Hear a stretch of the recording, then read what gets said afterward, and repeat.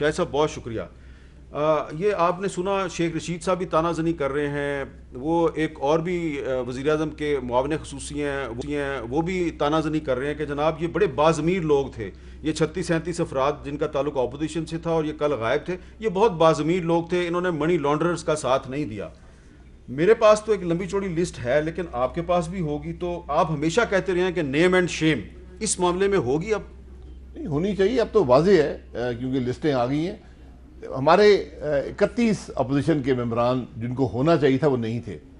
अब इशू ये होता है कि बहुत से लोग 31 हैं, वो 36 या 37 नहीं है, 31 हैं और उसमें से 12 PMLN के हैं। उन 12 में से 5 के पास जस्टिफिकेशन थी ना होने की, जस्टिफिकेशन थी, 7 के पास मेरी नज़र में नहीं है, उनको जवाब देना पड़ेगा। अच्छा, आपने अब ये फिगर दिया ना। हाँ। तो जिन 5 का जिक्र आप कर रहे हैं जिनके पास जस्टिफिकेशन है वो हैं बीमार, मैं उनके नाम पढ़ देता हूं। बीमार हैं। एक साहब हुंदा से आगे थे, मेरी उनसे बात हुई, उन्होंने कहा जी मेरे पास कोई तरीका नहीं कि मैं पहुंच पाऊं। रियाज पीरजा साहब बीमार थे। बीमार हैं जी। अफजल खोखर साहब बीमार हैं जी, बीमार हैं। एहसान बाजवा साहब वो मुल्क से बाहर थे, मुल्क से बाहर दुबई में है। सेनेटर सलीम जिया साहब, उनका ऑपरेशन हुआ है, उनका भी वो पिछले हफ्ते 2 हफ्ते यहाँ इंतजार करते रहे कि जॉइंट सिटिंग होगी।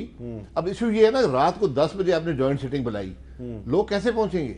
अच्छा, और सेनेटर चौधरी तनवीर साहब बिरून मुल्क से बाहर है, काफी अरसा हो गया। और सेनेटर दिलावर खान साहब वो तो यहीं थे कल जी, उनका पता नहीं क्यों नहीं आए जी। अच्छा, मैं ये कह रहा हूँ इन लोगों से 5 लोग 7 ऐसे हैं। अहमद रजा मानेका साहब, ये हुंदा से थे, मेरी बात हुई। अच्छा, सेनेटर रहीला मक्सी साहबा, कोई इनका जवाब नहीं बनता। और सेनेटर कलसूम परवीन साहबा, वो भी नहीं है, वो तो अक्सर गायब हो जाती है।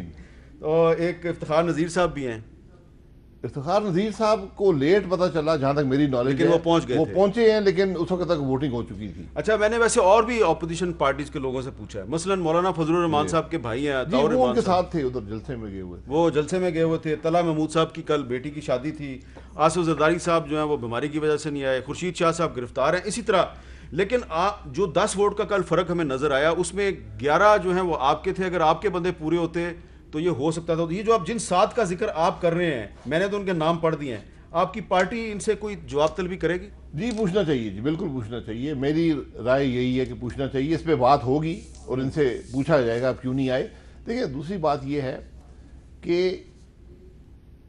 लोग, कुछ हुकूमत के भी कभी 100% हाजिरी नहीं होती, हुकूमत के भी नहीं आते, कुछ हमारे भी नहीं आते। ये अगर वोट, क्योंकि वोट हर शिक पर वोट हो सकता है, ये खड़े होकर गिनती होनी चाहिए। हमने मांगी, स्पीकर ने नहीं दी, वहां पर आपको फर्क कुछ कम महसूस होता जी। हकीकत कुछ और थी। मैं बताएं ना जरा, हकीकत बताएं। हकीकत ये थी, हमारे हिसाब से जो हमने पहली काउंट की, हमारे 190 थे, उधर 187 थे, उनके 187। ये हमारी काउंट थी। हो सकता गलत हो, मैं किसी पर इल्जाम नहीं लगाता, लेकिन ये हकीकत है। उसके बाद हमारे 3 लोग आए, उसके बाद लेकिन काउंट नहीं हो सका। अच्छा, ये बातें, लेकिन देखिए बात ये है, हम असेंबली में आते क्यों हैं? ताकि बात सुनी जाए ना। एक बिल है, और मैं आपको हकीकत से कहता हूं, कल के इजलास की कोई जरूरत नहीं थी, कोई जरूरत ही नहीं थी। ये हुकूमत ना सुनती है, ना समझती है, ये समझना चाहती नहीं है। कल सिर्फ 2 मामले पर अभी तक इत्तेफाक नहीं था, 2 मामूली चीजों पर। मैं आपको अगर जाए तो बयान कर देता हूं। इनमें से ना किसी वजीर को पता है, ना वज़ीर आज़म को पता है इन बातों का। 3 बिल का लाए, वक्फ प्रॉपर्टी पर कोई मसला नहीं था।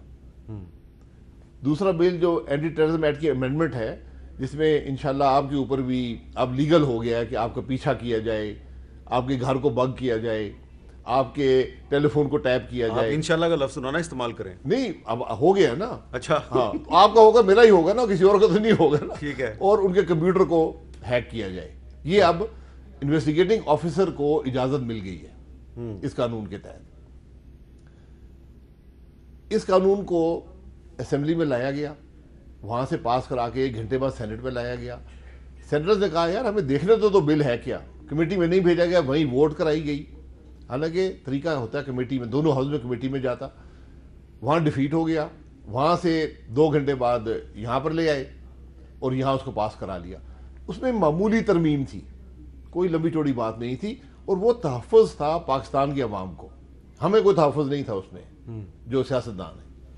जो तीसरा बिल था एंटी मनी लॉन्ड्रिंग एक्ट, जो वज़ीर साहब को बड़ा पसंद है, कहते हैं मनी लॉन्ड्रर हैं।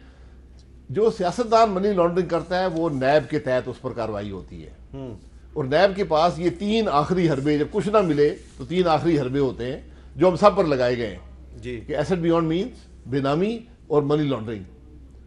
तो AMLA का सियासतदान पे कोई इजाफी असर नहीं है। इसके अंदर 2 शिकें थी जिसपे हमें इतराज था। यानी कल जो अमेंडमेंट्स मूव हुई है ना AMLA की, सब हमने की हैं, हमारी अमेंडमेंट्स थी, ये 20-22 अमेंडमेंट्स थी।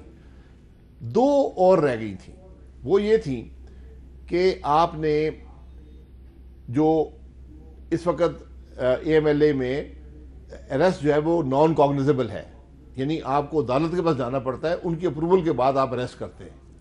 हुकूमत ने कहा कि हमें कॉग्निजेबल करना है, ये FATF कह रहा है। हमने कहा दिखाएं, FATF कोई ऐसी बात नहीं कह रहा था। फिर भी कहा गया जी कुछ ममालिक में इजाज़त है। हमने कहा ठीक है, कॉग्निजेबल का मतलब ये होता है कि आप अपनी मर्जी से अरेस्ट कर लें और फिर CRPC लागू हो जाता है। यानी हमने यहाँ कहा कि एक इसमें शिक डाल दें कि जिसको अरेस्ट करेंगे 24 घंटे के अंदर उसको इन राइटिंग लिख कर देंगे कि तुम्हें इस वजह से अरेस्ट किया गया। ये बात हुकूमत ने नहीं मानी। इस पर ये एक डिस्प्यूट। दूसरा डिस्प्यूट ये था, हमने कहा नैब इन्वेस्टिगेटिंग एजेंसी ओरिजिनल एक्ट 2010 में थी जी, हमने उस वक्त ये एतराज़ किया था कि इसको यहाँ मत रखें। एक तो नैब की जुरिस्डिक्शन नहीं है कि वो होल्डर्स ऑफ पब्लिक ऑफिस से बाहर जा सके, चले आप रख लेते हैं, उसमें काफ़ी बात है, कितने आप रख लें, कोई बात नहीं, इसको रहने दें जैसे एक्ट है। इसमें एक शिक डाल दें कि जो नैब AMLA के तहत इन्वेस्टिगेशन करेगा, उस इन्वेस्टिगेशन को वापस नेशनल NAO के तहत जाके प्रोसिक्यूट नहीं करेगा, जो कि उसको वैसे भी राइट नहीं है। लेकिन हमने कहा इसको स्पेसिफिक कर दें। इसलिए कहा कि इस पर सियासतदान को कोई फर्क नहीं पड़ता। ये जो प्राइम साहब कहते हैं ना NRO मांग रहे, भाई मेरे भाई NRO तुमसे नहीं मांग रहे, तुम्हें ना कानून का पता है, ना तुमने पढ़ा है, ना तुम्हारे वजीरों ने पढ़ा है, असर क्या होगा इसका, जिसका मुझे ये सारा मामला मैं और चंद अफराद डील कर रहे थे, मुझे इसका पता है। असर ये होगा वो मनी लॉन्ड्रिंग की इन्वेस्टिगेशन करेंगे।